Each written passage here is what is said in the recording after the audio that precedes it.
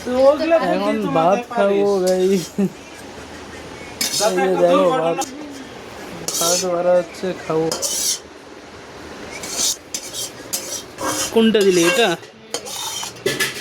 এতগুলা খাবো? শুকাই গেছিস, খা। আর সারাদিনে রান্না বাড়ি হবো কিনা এটা খাইয়া গম পারে না আর কি। হ্যাঁ, কি অবস্থা! তুমি কটা খাও নাও। এখন এটাই খাইতে না হবে। না নাও, এত বাতিলে খাবো না কেউ, কে খাবো? এতগুলা খাইতে পারবো না, তবুও খাবো তোকে তো খাওয়াবো তো। জোর জবরদস্তি। এইটা বের করে দিস খাইতেই পারে না, ওকে জোর জবরদস্তি দিতে। ফ্যানটা চালানো বেকার। ওরে ওটার ইটা কাঠটা বের করে দিলে পরে সবাই খাইতে হচ্ছে কাট নাই গাইস। তো হলো। এই যে, আরে তুই আর আমিও কটা নে। খাচ্ছি। হ্যাঁ, এতগুলো খাবে না তো। আরে এটা যে পুষ্কাকে দিব, এতগুলো খাবে না। এতগুলা খাওয়া যাবে নাকি আরে বলতো? যাবে, খাওয়া যাবে। ভিডিও করছে। এই নে। হ্যাঁ, উঠে যায়। হ্যাঁ, হাত দিয়ে খা। হাত দিয়ে খা, ভালো লাগতেছে না আমার। ইয়ার। কতগুলো খাওয়া যায়? আরে ওইটুকু ভাত খাওয়াই যায়। মানুষ গালি চামড়া।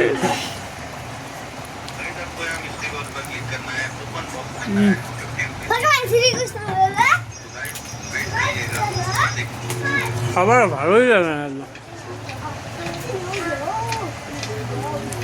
জোর জবরদস্তি খাওয়া।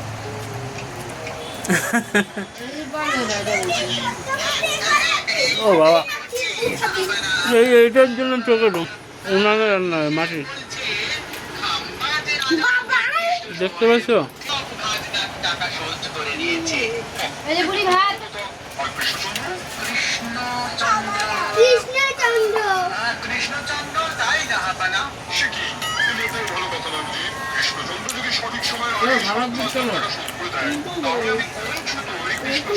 खुशियार गम सहती है, এই যে ভাত খাচ্ছি, ভাত। चुप रहती है, अब तक न किसी ने जाना जिंदगी क्या कहते हैं।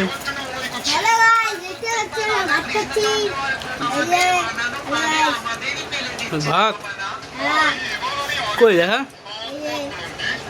तो हम लोग ভাত না, পোলাও। ये आदमियों का यही है देखा। পোলাও খাচ্ছি, পোলাও। এই যে পোলাও, এই যে। তোরা তো দেখে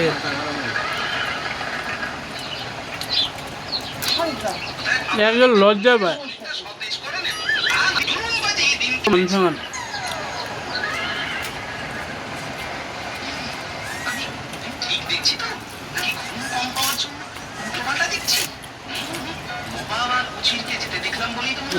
মাছ দিবি এর মধ্যে? না, ওর মধ্যে চিকেন আছে, দেখা যাচ্ছে না তাই। চিকেন পোড়াও। এখন কি বানাবি? দুপুরে ওই যে ঢেকিয়া শাক আছে, ঢেকিয়া শাক ভাজা, ভাত আর কচুরলতির চচ্চড়ি। বাস রাতে দিনে একটু পাঠার মাংস করা যায় নাকি?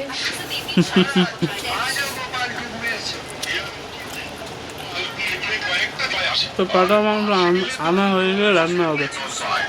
ওই যে বাবা যাচ্ছে আনতে।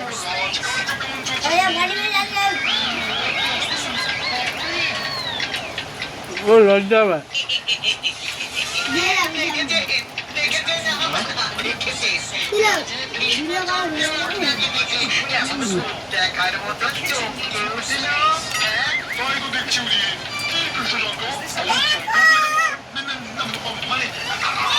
অনেক খিদা পেয়েছিল,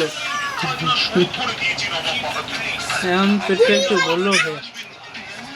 এরকম ধরনের ভিডিও আমাকে যদি মানুষ 5,000 টাকা দেয় তা দেবো না।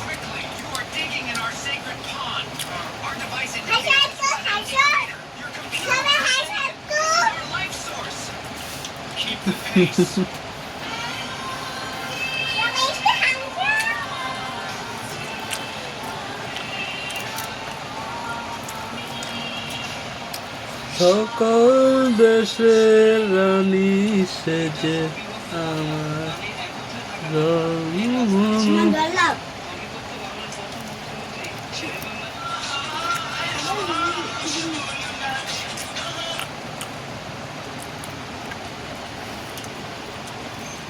একটু মাছ দেবো। মাছ মাছ ভাজাগুলো খেয়ে নে। দে না, দে না, মাছ করে ঝোল করলে না খাওয়া যাবে পরে। দে না, আমি খাবো। না একটা দে। হবে না।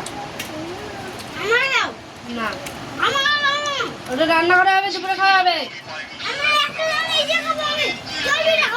আরে দুপুরে ডাল বানাই। দুপুরে তরকারি বানাবি। দুপুরে ঝোল বানাবো, ভাত বানাবো, ওটা দিয়ে খাবে। শাকগুলো ভাজবো। এগুলো রান্না হবে দেখিয়ে থাক। ঢেকে শাকগুলো তুলে নিয়ে আসলাম। এটা এখন সুন্দর করে বানাবে, তারপর আবার খাবো। মন্ত্রীমশাই একদম ঠিক বলেছেন নবাব বাহাদুর। আগে হ্যাঁ মহারাজ, রাস্তা দিয়ে বাজারের পথে যাচ্ছিলাম, উজিরার নবাব বাহাদুরকে রাজবাড়ির দিকে আসতে দেখে আমিও চলে এলাম। ঝোল বানাবো, বুঝতে ভালো